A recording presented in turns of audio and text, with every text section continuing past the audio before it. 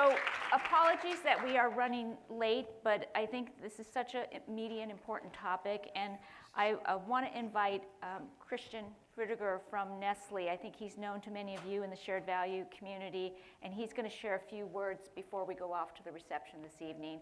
Christian is a member of the Leadership Council for the Shared Value Initiative, and I can definitely say that Christian also pushes me too. So.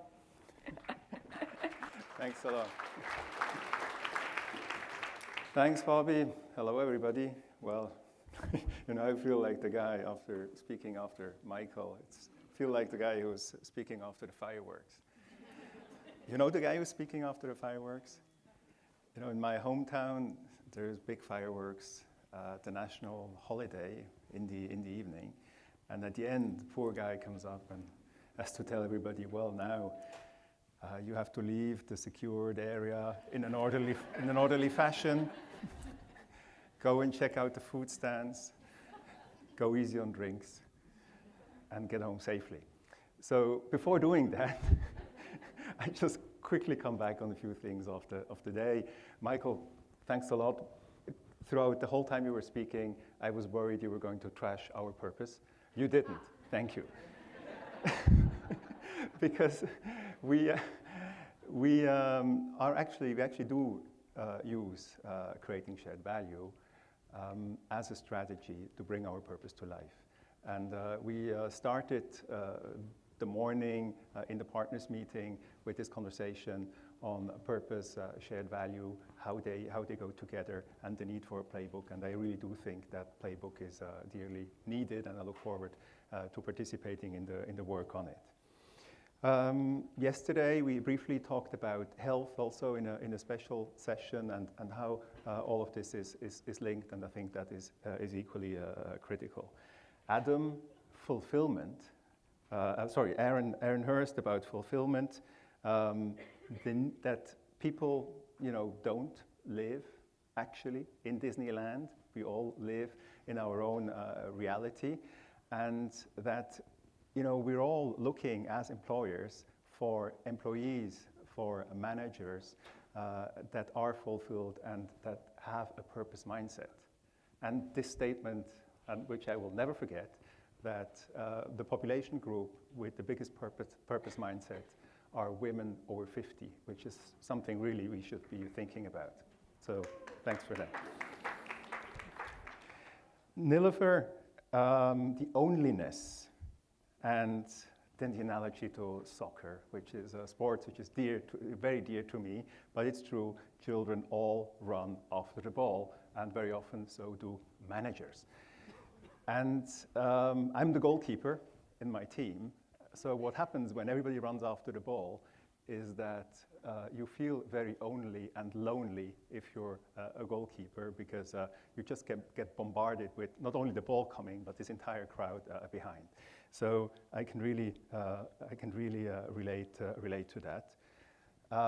You did speak about this catalytic moment, and I think this is what we're all looking for, this catalytic moment in a company, in an organization, when you then shift to shared value, when you shift maybe after hackathon or some other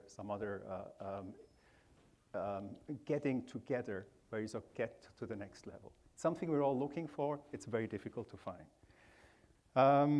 Gary, well, the BD journey and the future generation of shared value leaders. Really looking forward to the result of that work and the initiative you're taking in bringing this next generation of leaders to life. The planet sapien, well, that's going to be an interesting one. We all failed miserably with our first decision. Let's see what happens tomorrow. Looking forward to that, obviously. And then the panel with the investors and Daniel. And the conclusion I take from that really is that at the end of the day, shared value is about entrepreneurs solving what? BFPs, exactly. And we all can do that. We're all entrepreneurs, and we're all entrepreneurs in our own companies, and we all have this ability to drive shared value in our own companies. Now, let me say only just 3 things about Nestlé. The first one is about the importance of numbers. The second one is about actually doing it, so not only work on creating shared value, but also talking about it with conviction, and then the third about brands with purpose. The importance of numbers. We have talked a lot about the importance of explaining to investors and other stakeholders in numerical terms the business impact of creating shared value. So we started to work on this, first on the Global Youth Initiative, which looks at opportunity creation, 10 million economic opportunities by 2030 inside our company and in our value chain, agricultural, but also upstream distribution. The return on investment for the business, which we have identified, is 1.3. And that's just the direct return on investment. If we add a reputation, we get to a return on investment of 2.6. The societal return on investment, which we looked at as well, is 7.1. So really important. We've just concluded a similar study on water. Actually, the Global Youth Initiative study is on our website, so you can have a look at it. We had a similar study on water, where the results are also very interesting. The return on investment, if you invest in water management outside your premises, in the watershed, in the catchment, so in the area together with others, the return on investment is 4.5. The societal return on investment is 27. So huge impact if you go beyond your own premises. So that speaks to leveraging shared value ecosystems. Massive return on investment. And then, of course, we will look at our own products, which we're a food and beverage company, and we will apply the same methodology to our own products. What we already do know is that nutritious and healthy products sell better, so they grow faster, they grow 70% faster, and they're 40% more profitable. The second point.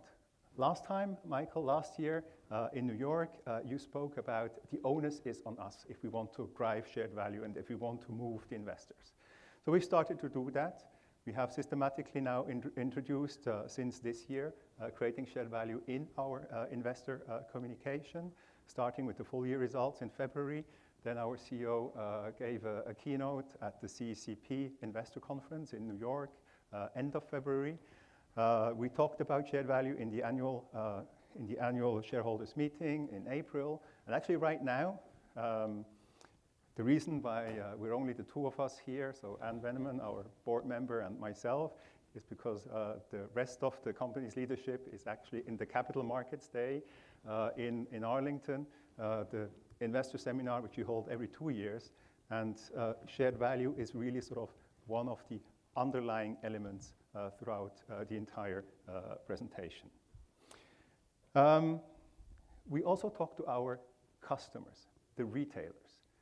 In the past, shared value or societal impacts were not often mentioned in key account meetings with retailers. We've introduced that, and we've changed that also in the last couple of years. And finally, well, we talk to the consumers, to you all, about shared value. And here we talk about brands with purpose or products with purpose, because we have to translate it. We have to bring this notion of shared value all the way to the consumer. Some examples are Nespresso. You may know there are 250 competitive or competing portion coffee systems along with Nespresso. So the differentiator is that, among many other things, of course, great coffee, but that Nespresso revives, for example, old coffee growing areas, like in Zimbabwe, like in South Sudan, like in the south of Colombia at the end of the conflict, as a strategic differentiator with competitors. Maggi, fortification of bouillon cubes. We sell billions of them. think 80 billion in Nigeria alone. Fortification to address micronutrient deficiencies in vulnerable populations that consume these affordable bouillon cubes. Good business, excellent impact on public health. And then specific dietary needs. Nestlé Health Science looking at literally dietary needs of all ages, from very early childhood to old age. And finally, and that leads me also then to the food and the drinks, dietary preferences. You will be able to taste some of our Sweet Earth pizzas. These pizzas are made with organic ingredients. They're vegetarian, so there are 3 types. 2 are vegetarian and 1 is completely vegan. They have an excellent impact on the environment. They are tasty, they are healthy. They're also, like so many good things, you have to limit somehow the quantity you eat. So a portion of a pizza is not an entire pizza. A portion is a third of a pizza. So that is valid for ours. It's also valid for any pizza you may want to eat in the future, especially when they're sizable, as I've seen around here. With that, I thank you a lot. Tomorrow will be another exciting day with a number of CEOs who will present, who will discuss with you.